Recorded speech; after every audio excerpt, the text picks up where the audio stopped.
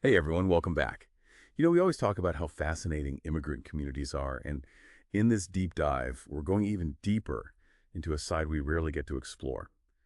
We often only hear about, the economic or the political side of immigration, but what about the human side of things, especially for the women? Today, we're diving into a book called Constructed Communities, the contribution of Bangladeshi women to life in New York City. It's part of this bigger collection of research on South Asian diaspora, and let me tell you, it is eye-opening. These women, they're not just starting over, they're shaping their communities in these really subtle but powerful ways. I don't know about you, but I often just kind of assume, immigrant wives are just following their husbands to a new country. But this research, it paints a totally different picture, especially when it comes to Bangladeshi women here in New York. Yeah, it really does. It's amazing. They actually interviewed 16 women, all from different backgrounds within the Bangladeshi community in New York City. And the researchers use this term constructed communities. It's how these immigrant groups, they don't just blend in, they create their own sense of belonging, their own identity in this new place. And for these women, it was really active, really intentional how they did it. Okay, so constructed communities, I'm really curious about this. What does that look like in practice? Are we talking like forming official organizations, or is it something more every day? It's actually way more organic than that. It's about the choices they make every single day, whether it's about their families, raising their kids, even the kind of work they pursue. Just fascinating how these small decisions end up contributing to this shared cultural identity. Yeah, that makes a lot of sense.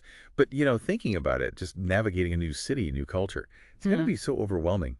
What were some of the biggest things these women had to overcome when they first got here? Oh, absolutely. And you're right. It's a huge adjustment. A lot of these women actually came from, pretty privileged backgrounds in Bangladesh, often with higher education and all.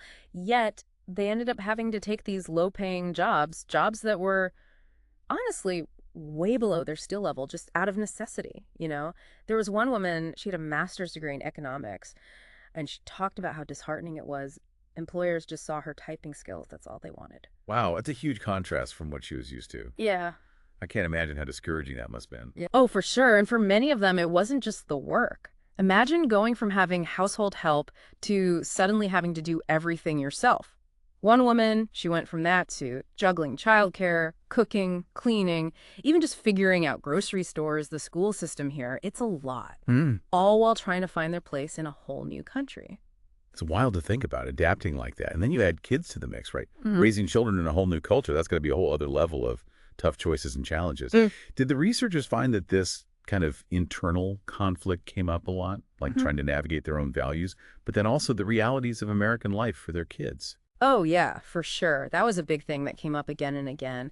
These moms, they were like fiercely determined to pass on their heritage, their culture, but they also knew their kids were growing up as so differently. There's this one quote from the book, it really stuck with me. One mother said it felt like they were transplanting a tree to completely different soil.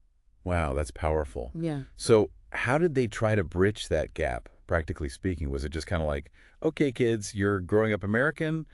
Or did they take a more, I don't know, proactive approach? Oh, no, they were not passive at all, not these women.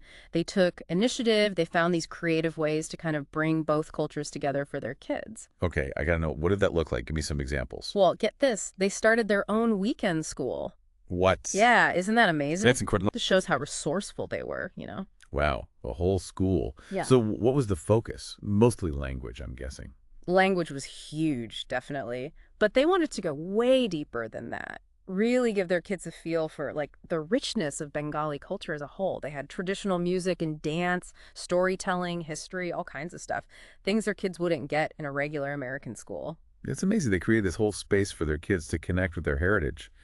But I imagine it couldn't have been easy all the time, right? Well, Especially with things like, I don't know, dating, relationships, just that emphasis on individual freedom that's so big in American culture. Those are tough topics, even in families who all share the same background. oh, absolutely. And yeah, those were some real points of tension, especially for the mothers of teenage daughters. I mean, they come from a society where certain things are just, more traditional, more conservative. And even if they themselves hadn't faced like super strict restrictions, it was still a big adjustment. Trying to honor their values, but also acknowledging like, this is America. Their kids are growing up differently. Going back to that transplanting a tree idea, Yeah. do the researchers give any examples of how those mothers actually approached those conversations? Because that's Got to be tough for any parent, really. Yeah. There's this one example, it's really something. This mother, she realized she couldn't just forbid her daughter from dating, which, her own mother might have done, but she knew that wouldn't work here, not in this new context. So she focused on open communication instead. Like, she actually encouraged her daughter, tell me about this boy you like. And they would talk about it together. It's all about flexibility, compromise, trying to understand each other. It really highlights how much those mothers had to adapt. It wasn't about just doing things the way their parents did back in Bangladesh. Exactly. They were living in both worlds at the same time, trying to find that balance. Yeah. It's about tradition, but also, like you said, the reality of being here in America. And sometimes that meant being more open, more flexible than they were used to. Makes you think, even for families who haven't immigrated, raising kids in a multicultural world is tough. Finding that sweet spot between your own values and preparing your kids for such a diverse society. It's universal, in a way. It really is, and the cool thing is what we're learning from this research, it goes way beyond just the Bangladeshi community. It's like valuable lessons for anyone trying to figure out this whole cultural preservation thing, especially in a world that just keeps changing, For sure. And speaking of cultural preservation, Yeah. I'm curious about the role of religion in all of this. We're talking about a Muslim community, right? So how did faith play into this idea of constructing this new community? Oh, that's interesting you bring that up because Islam, it's more complicated than you might think. For some women, it was definitely a way to connect with each other. Even some women who weren't, super observant in Bangladesh. They started adopting more traditional clothing, headscarves and things, almost like a way to show their identity here in this new place. So it's almost like reclaiming their faith, in a way, to stand out in this very different American culture. Exactly, yeah. They saw it as a counter to what they saw as this, overwhelming freedom in American culture, especially for their kids. It was about, boundaries, belonging, that kind of thing. But you said it was complicated, so I'm guessing there's more to it. Right. It wasn't just about, strict religious rules, They really emphasized Bengali culture as a whole, not just the Islamic part. Remember how we talked about that weekend school they started? Yeah. It wasn't just about religious stuff. They included music, poetry, even stuff by Bengali authors who weren't Muslim. It was about preserving the whole heritage, you see. Oh, wow. That adds another layer to it.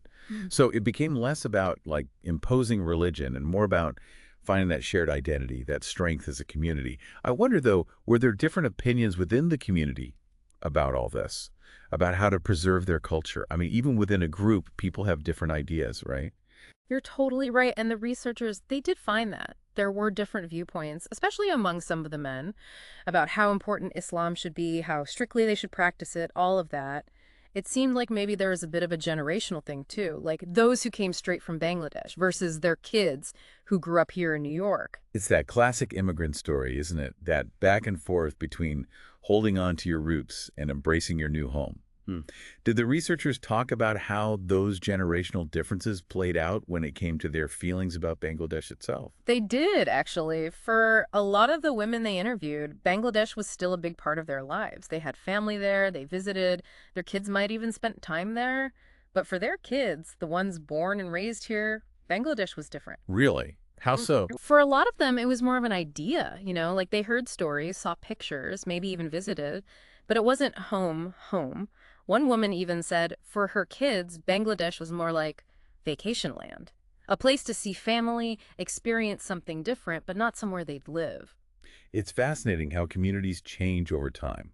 Each generation making their own identity, influenced by their parents, but also shaped by their own world. It's like that transplanted tree, right? Putting down new roots. Exactly. And that's the thing about culture. It never stays the same. Always changing, growing. And this research, it gives us a peek into that process. It reminds us that there's no one way to be an immigrant, Totally. And it reminds us that even in a city as big and diverse as New York, there are these whole worlds hidden in plain sight. Just got to be willing to look a little closer. It's been so insightful to dive into this with you today. I hope everyone listening found it as fascinating as I did. Thanks for joining us for this deep dive.